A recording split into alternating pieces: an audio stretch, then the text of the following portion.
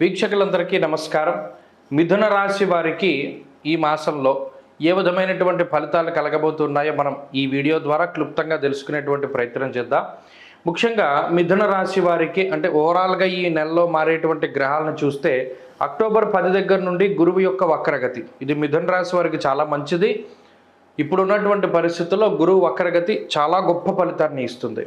అలాగే 13వ తారీఖు శుక్రుడి యొక్క మార్పు, ఈ శుక్రుడి యొక్క మార్పు మాత్రం అంత మంచిది అని చెప్పక్కర్లేదు. ఎందుకంటే పంచమంలోనే శుక్రుడు యోగిస్తారు, షష్ఠ స్థానంలో అది భృగు షట్కంగా కొంత ప్రతికూలతని ఇస్తుంది. ఇక 18వ తారీఖు రవి యొక్క మార్పు, ఇది కలిసి వచ్చేటువంటి అంశం. ఎందుకంటే అర్ధాష్టమ రవి యొక్క దోషం పోతుంది కాబట్టి ఇది చాలా మంచిది. అలాగే 21వ తారీఖు కుజుడి యొక్క మార్పు, ఇది కూడా చాలా గొప్ప మంచి. ఎందుకంటే జన్మకుజుని యొక్క దోషం పోయి కొంత ఉపశమనం కలిగించేటువంటి మార్పు. ఇక ఈ మాసం చివరిలో బుధుని యొక్క మార్పు, ఈ బుధుడు 5లో ఉన్న 6లో ఉన్న యోగిస్తారు కాబట్టి యోగించే గ్రహం మార్పు. ఈ నెలంతా బుధుడు యోగిస్తారు.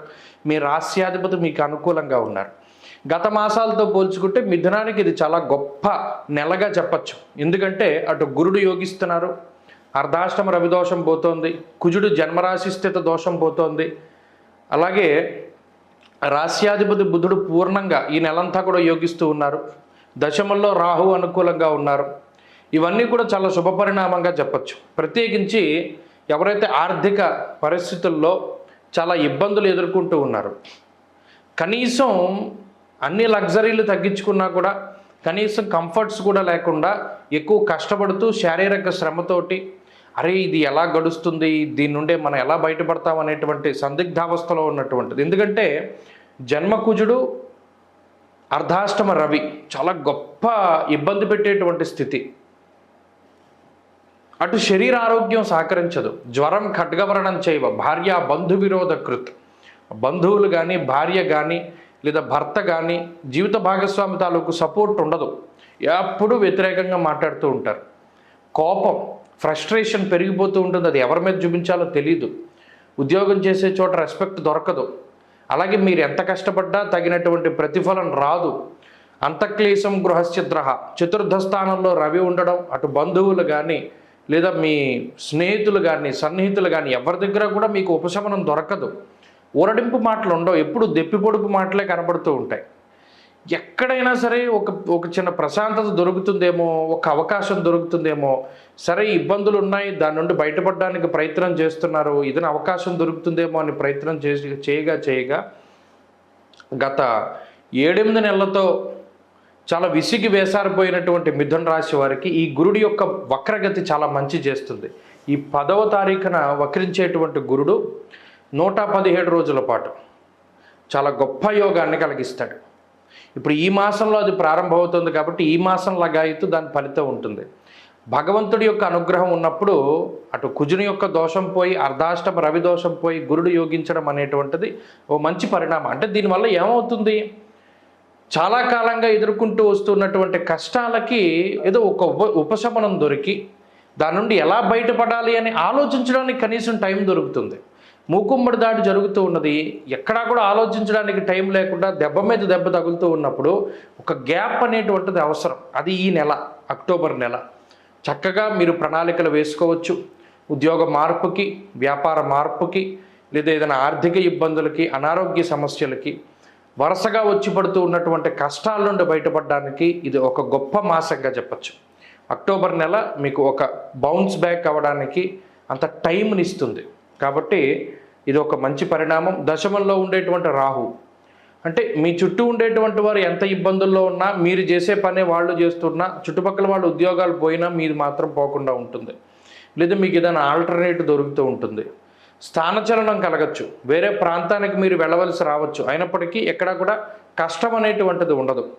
చాలా ఈజీగా మీ లైఫ్ ముందుకు సాగుతూ ఉంటుంది. కాబట్టి ఇది ఈ మాసంలో ఇవన్నీ కూడా శుభ పరిణామాలు.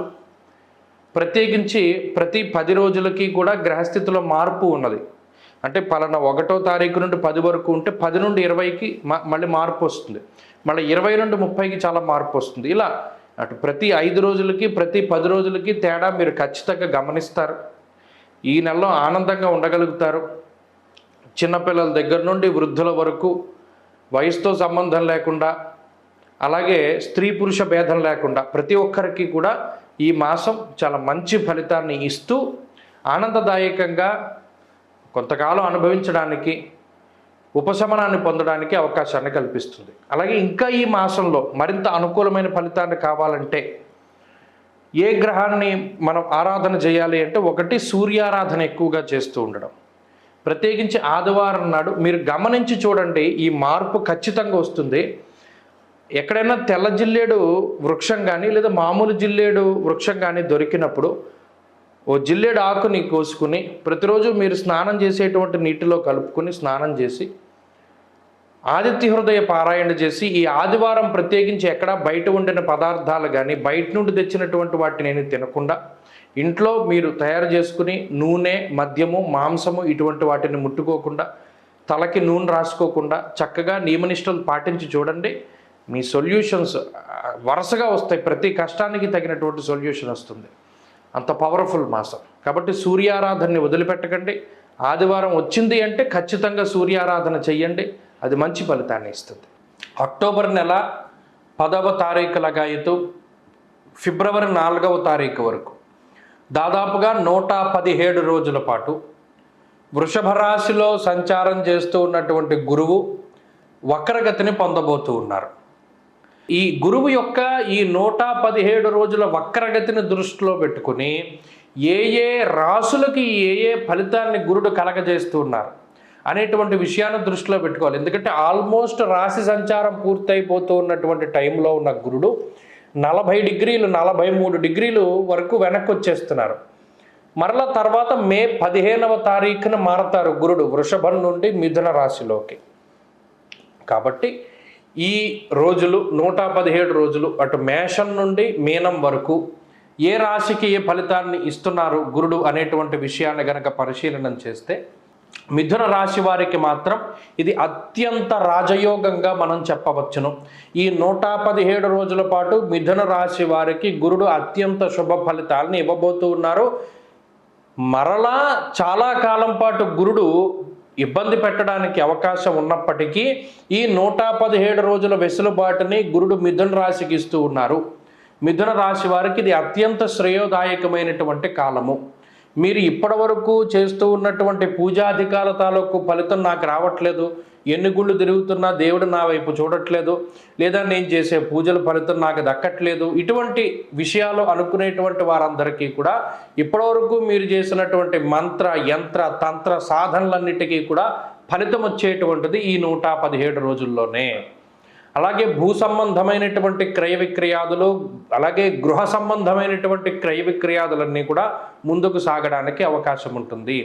విదేశాల్లో స్థిర నివాసం ఏర్పడడానికి, స్థానచలనానికి, అలాగే అన్నదమ్ముల మధ్యలో ఉండేటువంటి సఖ్యత పెరగడానికి, ఆర్థికాభివృద్ధి కలగడానికి, కొత్త ఉద్యోగం రావడానికి, అలాగే బంగారాన్ని కొనుగోలు చేయడానికి, తాకట్టు పెట్టిన బంగారాన్ని బయటికి విడిపించుకోవడానికి, కుటుంబ వ్యవస్థ బాగుపడడానికి, సంతానం అభివృద్ధి చెందడానికి, వీటన్నిటికీ కూడా గురుడు యోగించడానికి అవకాశం ఉంటుంది. కాబట్టి మిథునానికి ఇది అత్యంత శ్రేయోదాయకమైనటువంటి కాలము, మంచి కాలంగా చెప్పవచ్చు.